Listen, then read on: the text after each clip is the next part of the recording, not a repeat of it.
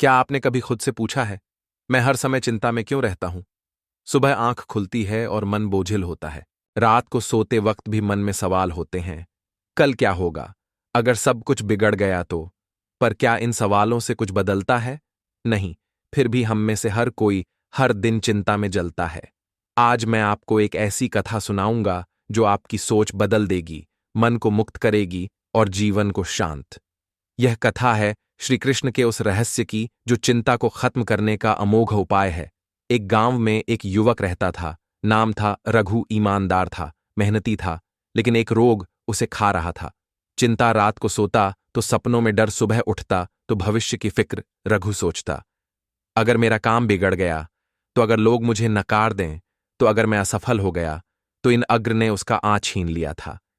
एक दिन रघु ने निर्णय लिया, मैं श्री कृष्ण के द्वार जाऊंगा, उनसे प्रश्न करूंगा, क्योंकि अब मेरा मन यह भार सह नहीं सकता।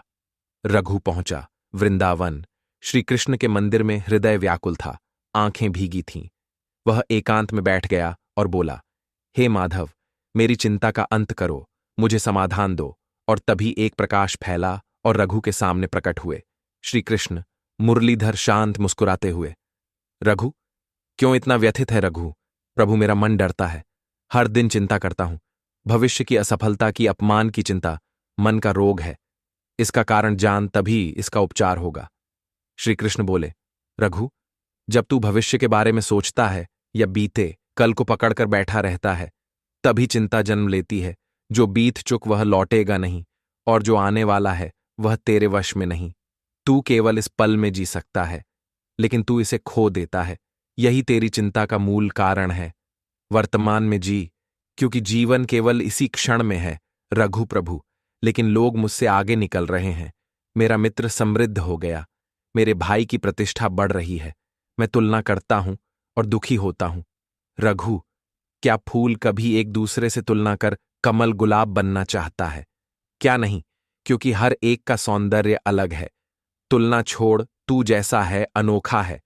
तुलना से ही चिंता जन्म लेती है रघु प्रभु, लेकिन असफलता का डर मुझे जीने नहीं देता। मैं प्रयास करने से डरता हूं। श्री कृष्ण, डर मन का भ्रम है। जब बच्चा गिरते हुए चलना सीखता है, क्या वह डर कर रुक जाता है? नहीं, वह फिर से उठता है, क्योंकि उसे विश्वास है।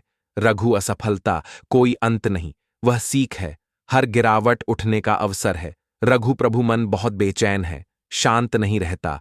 मैं कैसे मन को वश में करूं? श्री कृष्ण, मन चंचल है, लेकिन साधना से वश में आता है।